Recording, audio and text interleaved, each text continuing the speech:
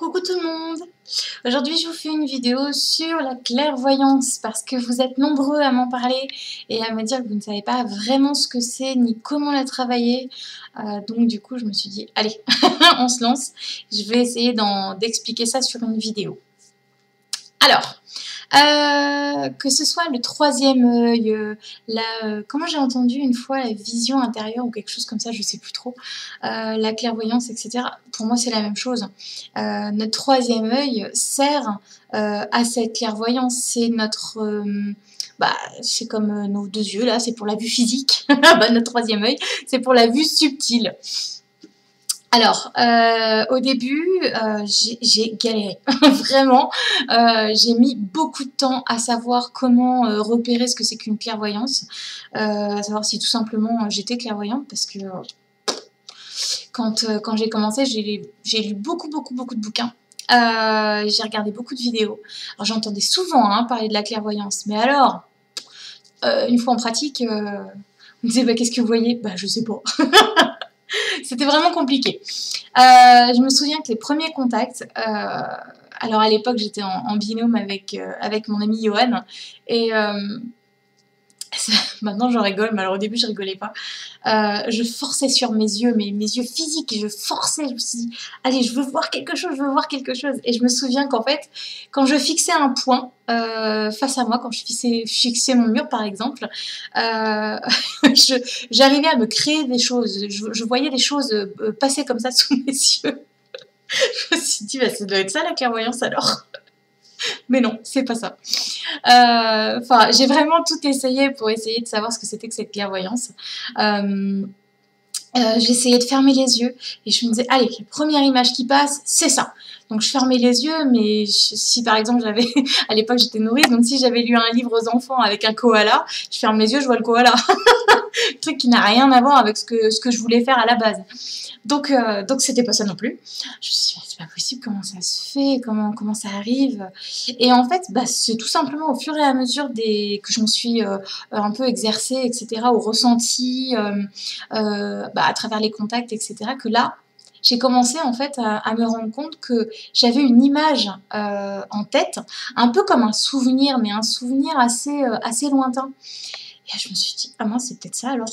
Donc ça sert à rien de forcer sur ses yeux, ça sert à rien de chercher à avoir une image, en fait les choses arrivent tout seules. Je me souviendrai toute ma vie d'un contact avec un petit enfant, enfin un petit enfant qui s'est envolé. Et le jour du contact avec sa maman, il m'a montré un sac à dos bleu avec un nounours dessus. Et là, je me suis dit, mais je pouvais pas l'inventer, ce sac-là. Je pouvais pas savoir qu'il avait un sac à dos bleu avec un nounours dessus. Comment j'ai fait pour le voir? Et c'est là que je me suis dit, ah, bah c'est ça la clairvoyance. Ok, donc en fait, c'est des images qu'on t'envoie. D'accord. Donc, ne cherche pas plus loin. C'est un peu comme la clairaudience, faut pas chercher plus loin. Si on cherche à entendre, si on cherche à vouloir entendre quelque chose, c'est sûr, on va l'entendre, mais c'est pas ça la clairaudience. Donc voilà, au fur et à mesure, ma clairvoyance s'est développée. Quand je faisais des ressentis, j'avais des images parfois qui me venaient, par exemple, bah tiens c'est bizarre, mais là je te vois, t'es plié en deux par exemple, bah oui en ce moment j'ai très mal au ventre, enfin bon bref, voilà. Mais en fait j'ai pas vraiment travaillé plus que ça, j'ai plutôt cherché en fait, j'ai plutôt cherché ce que c'était que de travailler ce que c'était, enfin n'importe quoi, plutôt que travailler cette clairvoyance. Bon, aujourd'hui, voilà, je sais qu'il y a une image qui me passe en tête, je vais même plus chercher à comprendre si c'est quelque chose qui est plutôt... pardon, j'ai oublié de mettre en silencieux. Si c'est quelque chose qui est plutôt subtil, ou si c'est quelque chose qu'on vient de m'envoyer, ou si c'est quelque chose que je vais chercher moi. Bon, moi je me pose plus de questions, je prends ce qu'on me donne, et puis on verra bien, vienne que pourra. J'ai remarqué aussi que dans les contacts, on ne contrôle rien, je le répète. Quand on me dit par exemple, est-ce que vous pouvez pas me la décrire? Si elle se montre pas, non, je peux pas vous la décrire. Il y a des fois, ils vont juste me montrer leurs pieds, par exemple. Des fois, ils vont juste me montrer la tête, ou les cheveux. Juste les cheveux, il n'y a pas la tête, il y a juste les cheveux. C'est un peu particulier, mais je ne contrôle pas. Donc, parfois, je vais leur demander, et s'ils le veulent et s'ils le peuvent, ils vont se montrer en entier, mais pas toujours. Donc c'est pas évident. Par exemple, on va, je sais pas, on va montrer un pendentif. Je vois bien qu'il y a quelque chose d'inscrit dessus, hein, mais alors, pour voir. Alors, j'ai remarqué que je pouvais zoomer. Je ne me posais pas la question, je ne sais pas comment je fais. Mais on peut zoomer en fait avec l'intention. Avec notre intention,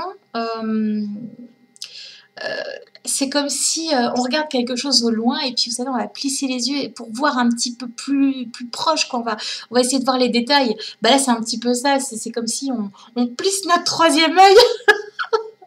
C'est complètement idiot ce que je dis, mais c'est comme si on faisait un zoom en fait sur ce truc qu'on nous montre.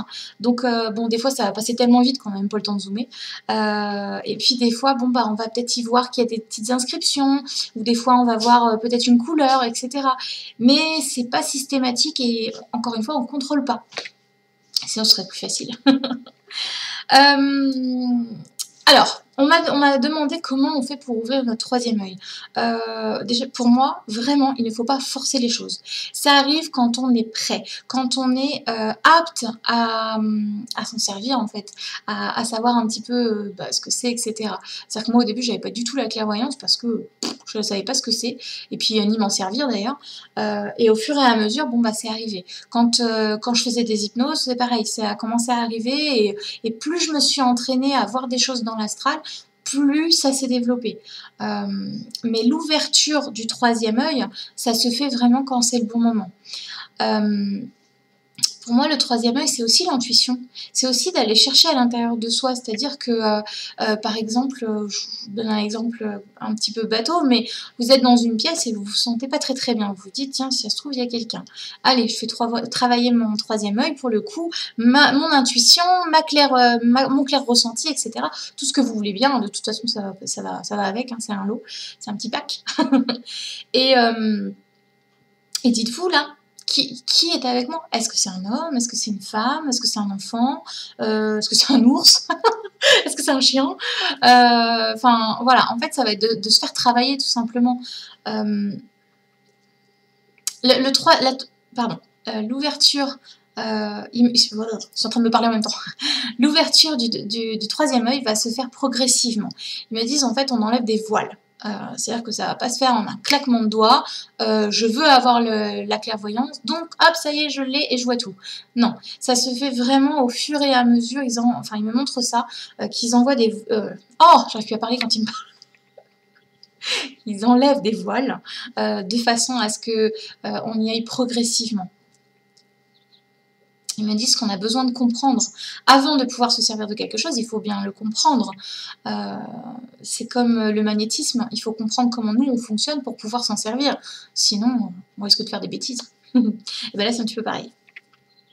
Donc simplement en faire la demande auprès de nous-mêmes, auprès de nos guides, de se dire, bon, bah là j'ai peut-être envie un petit peu de travailler sur mon troisième œil, montrez-moi comment faire tout simplement. Et puis je vous assure qu'ils vont vous donner de quoi travailler votre troisième œil.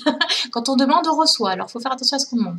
Mais voilà, ça va être en travaillant. Vous pouvez travailler votre ressenti. Comme j'ai pu le faire, je vous donne ce conseil parce que ça a fonctionné pour moi, hein, mais en travaillant le ressenti, c'est comme ça que ça a commencé, hein, que ça s'est ouvert.